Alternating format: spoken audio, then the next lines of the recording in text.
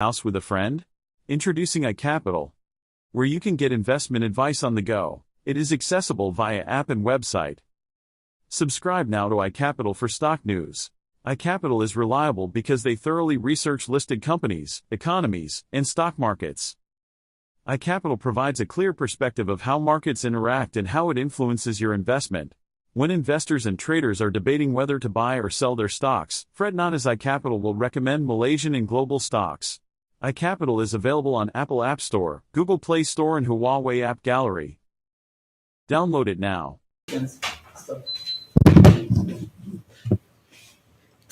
Hi, good morning, everyone. Welcome to our weekly Facebook and live session. As usual, I'm Fitra, your host for today.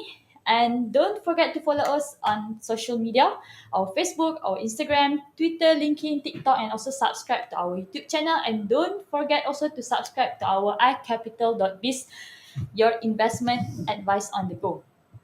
So during the live session, if you have any question, you want to comment, you want to share your thoughts, your opinion, please feel free to comment down below.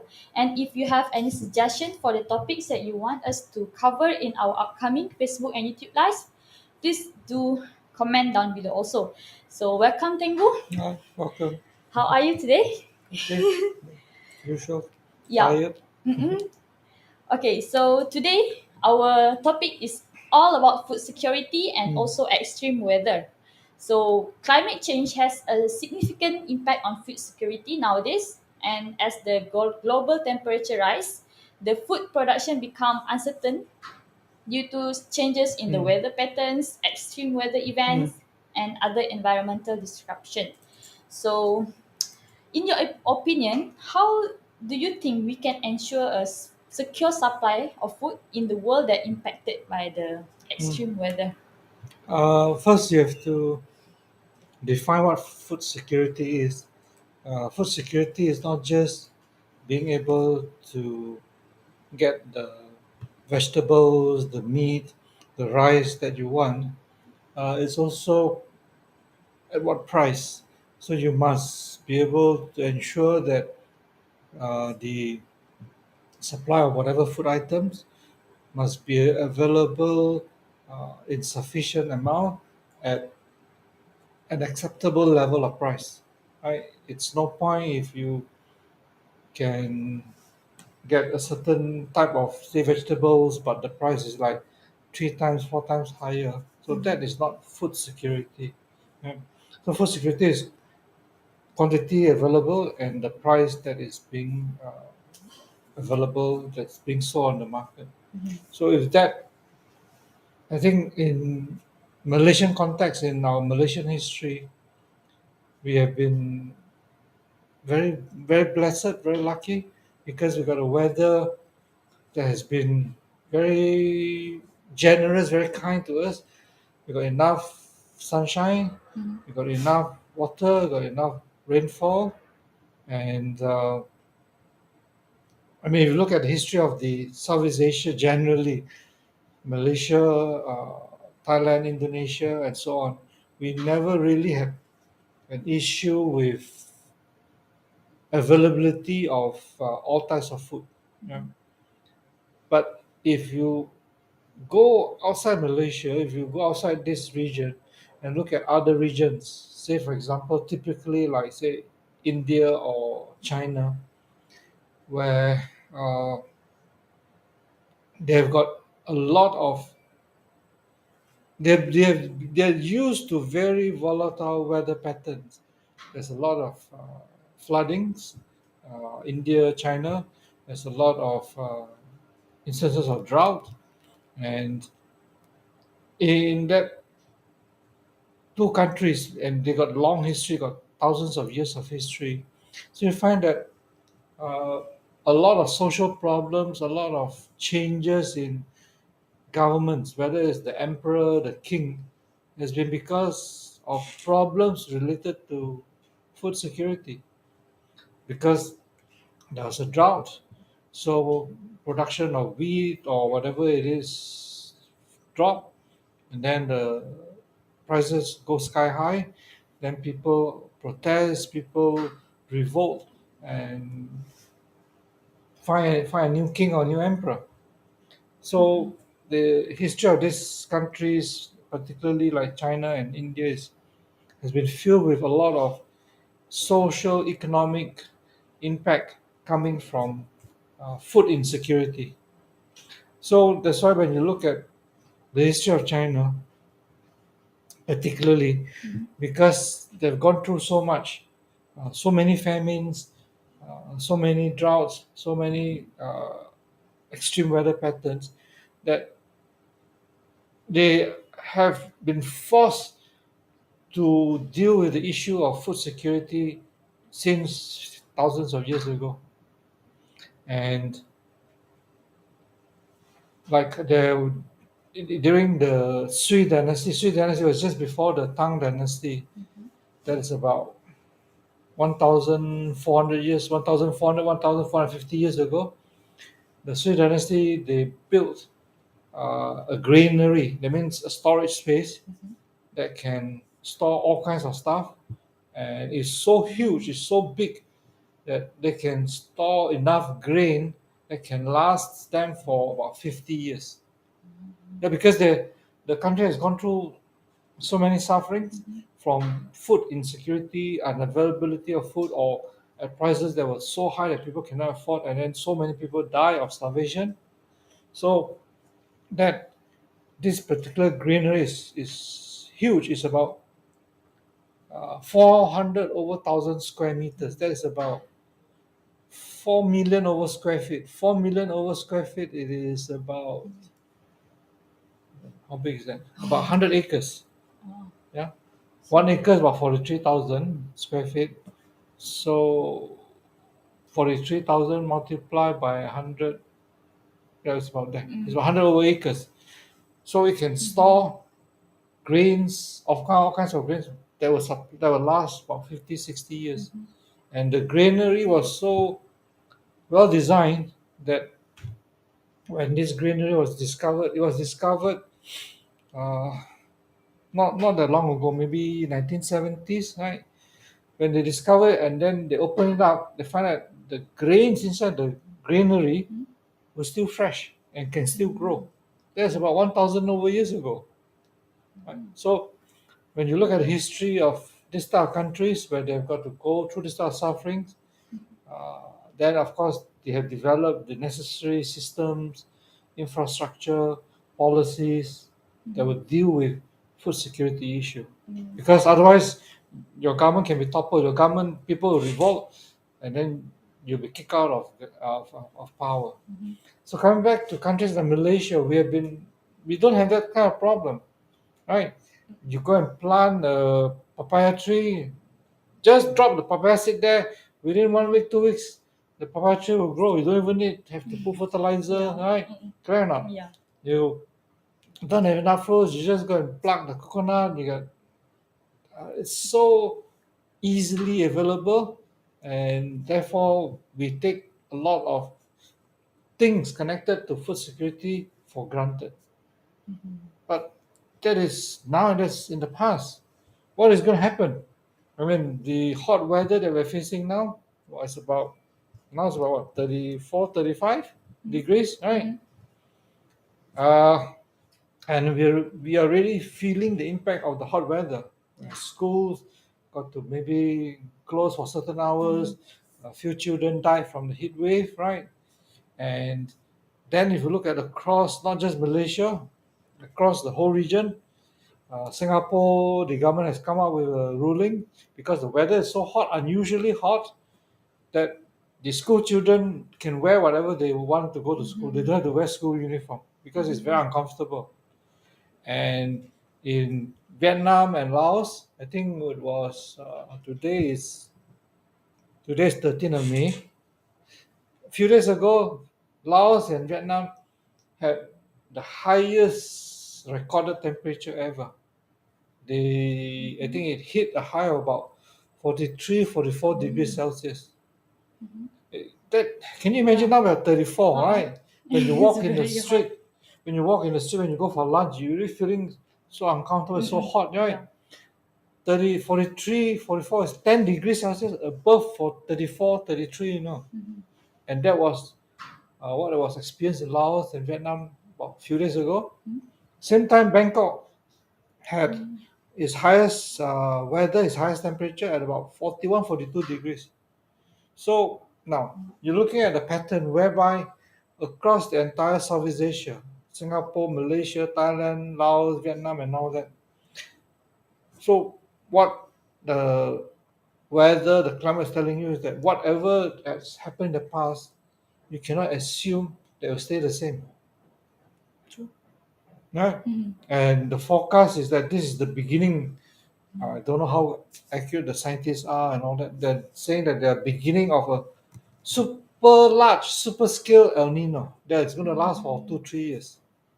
El Nino is a very severe weather pattern, right? And if it's going to last, I mean, we have the hot weather for what, a few weeks only, and it's really so unbearable. Just switch off your aircon and see whether you can tahan 34 degrees. You can't within half an hour, you go crazy.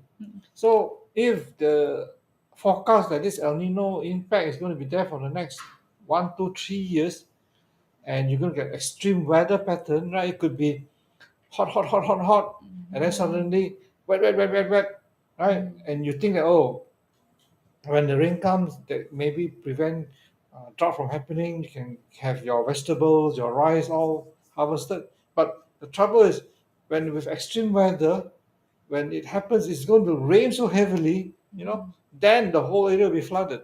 Then your food supply, your food production will be affected as well. So extreme weather doesn't just mean hot weather. It could be too much water or too little water, right? That kind of impact. So what the patterns are telling us is that this region, that means Malaysia and Southeast Asia, we cannot, because of climate change, we cannot assume that whatever happens, the patterns that we used to see in the past is going to continue in the future. Now, Malaysia produces, our rice production has been quite stagnant. Let's take the case of rice, right? There's about 1.9 million tons per year. So it's been, because we've only a few areas in Malaysia that grows rice. In Kedah, in Province Wellesley, right, closer down to the New Bong Tebal area, and then near the Bagan Datuk area in between Perak and Selangor. And then you have the Kuala Selangor Sekinchan area. And then that's it on the west coast. And then on the east coast, you have the upper part of Kelantan and maybe towards a bit down to between Kelantan and Terengganu. So those are our rice growing areas. We produce about 1.9 million tons a year. But we consume 2.9 million tons approximately. So where is the shortfall of the 1 million over tons of rice? We have to import. And maybe you can ask the audience, which country do you think Malaysia is importing the most from? Maybe you can just Write down your comment. write down your answer and let us know which country is Malaysia importing rice the most. Right? Yeah. Which country do you think we are importing rice the most? I guess Thailand.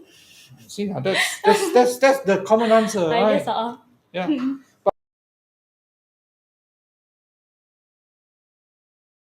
But the latest figure that we have, that the biggest source of import of rice from Malaysia is from India. Oh. Okay. Yeah. Thailand is number 4, number 5. Thailand used to be the biggest. Then after that, Vietnam took over. Vietnam became the biggest source of rice imports from Malaysia. Then after that, Vietnam dropped, and then India, in the most recent data, is India's the biggest source. So we import from India, Vietnam, Thailand, a bit from Cambodia, and Pakistan. So these are Pakistan, India, and all are not our traditional sources. So can you imagine we have to import about 1 million over tons? So that means for Malaysia, assuming that our weather is okay and we can produce 1.9 million, we are only self-sufficient to about 1.9 divided by 2.9, well, a bit less than 60%. We're only 60% self-sufficient in rice. Right? If you look at other things like wheat, we don't grow wheat here. Zero. We have to import all our wheat. Corn, where we use corn to feed into the animals and also on, a lot of it is imported. So coming back to rice, because that's our most important thing. So if you see this kind of weather pattern happening, right? We do not know how severe it's going to be, how long it will last. Let's say rice production drops in Thailand, rice production drops in Vietnam, rice production drops in Malaysia. And India's weather is also very volatile, very extreme weather pattern, very unpredictable. So what if suddenly we find that, oh my goodness, you don't have enough rice to import? Because if there's a heat wave, there's a shortage of production in Vietnam, Thailand, Cambodia, Malaysia, and so on. Thailand, Vietnam, and all that would have to import. So everybody will be short because this extreme weather pattern is not just hitting. It's not just hitting Sekinchan. It's not just hitting the Alostar area. It's going to hit a huge area. This is what climate change has been. Right? If you look at 2022 last year, there's a severe drought, one of the worst droughts that China faced in 2022. At the same time, Europe had a severe drought. And at the same time, North America had a severe drought. So in that summer, all the northern hemisphere countries, the major ones, China, Europe, UK, and US, all face the same extreme weather. That is climate change. So what we assume, oh, don't worry, our rain will come. Never mind, we cannot import from Thailand, we import from Vietnam, we cannot import from Vietnam, we can import from India, right? What if this extreme weather hits the whole area at the same time? And everybody is short. And then the prices go up. Then what are we going to do? Are we going to subsidize our rice again? And 40% shortage is a lot, no? And rice, I'm a rice lover. I cannot do without rice. Right? I don't have to eat a lot of things, but rice is like compulsory for me. Even though it can be just plain rice or plain porridge, it's compulsory. So we have a Ministry of Agriculture and Food Security, MAFS, Ministry of Agriculture and Food Security by Masabu, the guy from Amana. Right? So it's great that we have a ministry that calls itself Agriculture and Food Security. But what is the ministry doing? I don't hear anything. I don't hear any major decisions that says that, look, because the weather pattern has changed, the weather pattern has become a lot more extreme, and it can impact our food security in so many unexpected ways. Do we have enough storage to store rice? Like in the case of going back to China again, they have enough reserves because they built a lot. They've got a very sophisticated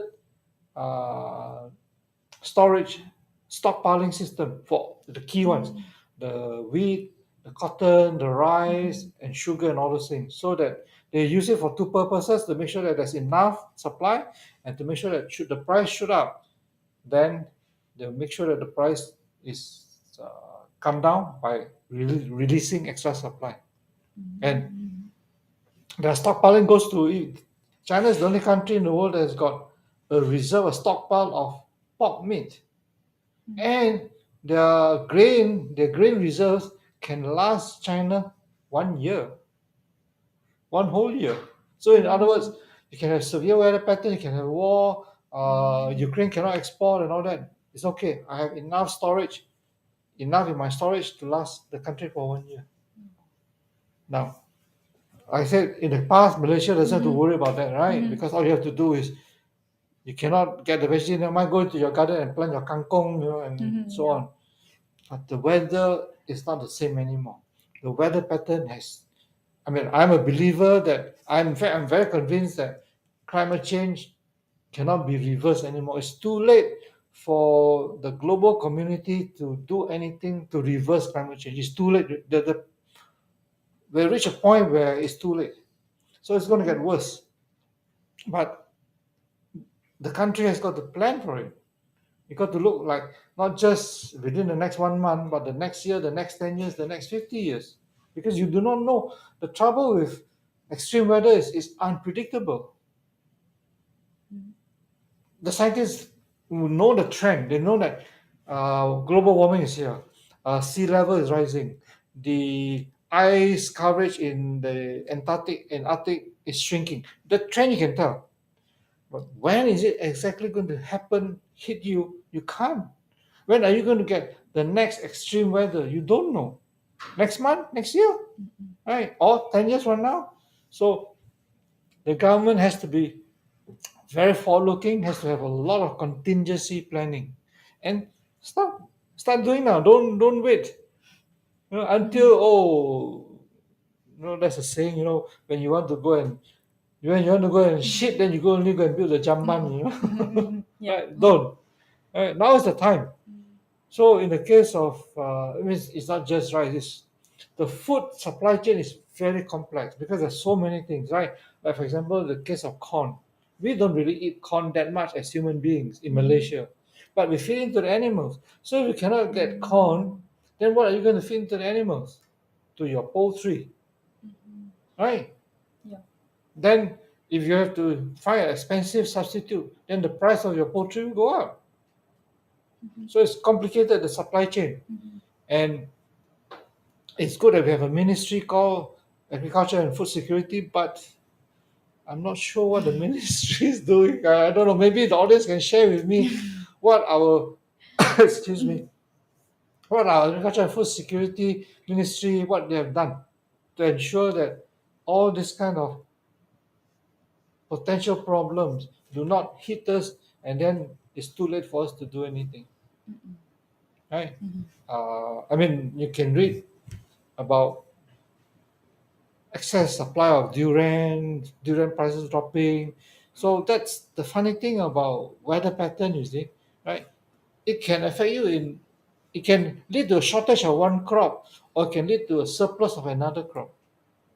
Okay, so if you have surplus of too much rice, too much durian, too much kangkong, leafy vegetable, okay lah, then only the farmers suffer lah, right? But the consumers are happy. But it's the reverse, where there's somehow shortage, either in production locally or production elsewhere, and you cannot get enough. This is the other side of the problem of food security that I think we meaning the Malaysian government, whether it's the current or the past governments, have not looked into it. And our the areas of land devoted to farmland, I think, has been shrinking. Some of the solutions are very long term, right? You can rely on import or you can rely on domestic production. To rely on domestic production, you must make sure that the areas that is reserved for farming cannot reduce. In fact, you have to increase it. Otherwise, where is your supply? Where are you going to get the land to grow your vegetables, your crops, and all those? But are we looking at that? We see a lot of land being given away to developers, approved for property development. It's very funny. We have too many condominiums, we have too many apartments, right? That nobody wants to buy, and yet we don't have enough allocation for farming, for agriculture. So that is wrong. That kind of management of the economy is wrong. And just because you reserve your land, more land for farming, doesn't mean your production is going to increase. You need to have people who's going to farm. Who's going to do farming now? You want to do? You want to go and plant the paddy, right? You need to get the workers and make sure that the productivity is there. The other thing we can do is improve our productivity, which hasn't really improved.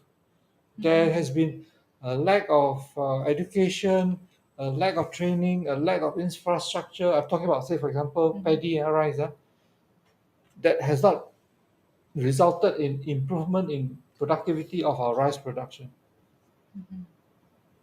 So there are long-term measures, there are short-term measures, there are immediate measures that can be taken. But the government, whether it's now the present government, the future government, sit down and take climate change together, extreme weather pattern together with the issue of food security. We are too complacent. Okay, Wai Chun asked a question.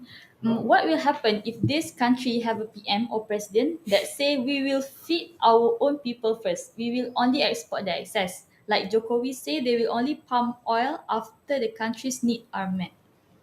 Yeah, I mean that should be the case, man. Right?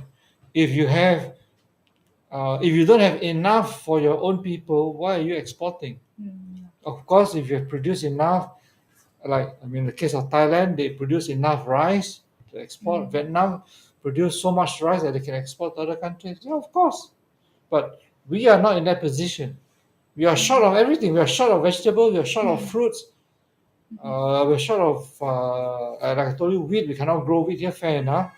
So the key crops that we are needed. I'm not talking about palm oil and all those things. I'm talking about food type of crops. We are, local production is short of everything. So the question of exporting doesn't arise. Not yet. Not yet. Oh, okay. And then, what do you think like about the nutrition that we have? I mean, in terms Okay. of food. Nutrition is one thing. It's a separate matter. First thing is, of course, having enough food supply is not sufficient for you to have a healthy person, right? It's only having enough food supply is necessary, but it's not sufficient. Of course, you must have the right mix of food and so on, right? But that is a separate problem. I think the question that has not been addressed I think that the government, especially it's a few ministries, the Ministry of Food and Agriculture and Food Security, and maybe the Ministry of local government and so on, where they have to sit down and say, look, let's tackle this potential problem from a long-term perspective, from a climate change perspective. Because our policy doesn't incorporate the impact of extreme weather. Okay. I mean, now is what? Today is 13 May, right? Let's say the heat wave continues until June, July, and then really your production of whatever grains, whatever food crops gets affected. Then what are you going to do? Okay, temporary can import lah, right? If the prices are high, then temporary the government can subsidize lah.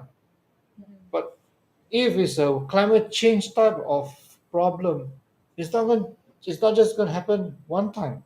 It's going to happen again and again in future. So you must be able to tackle the impact of extreme weather on your food security. And then quite Xian Yang also asked how extreme weather crisis affect prices of stock like United Plantation, Wilma and Yanco. Yeah, I think Mr. Kwai, don't worry about Wilma and UP. I think you're more worried about the ordinary people being able to have enough food to eat available for them to consume. UP is not in the UP is a palm oil. Palm oil is not a food crop, you know.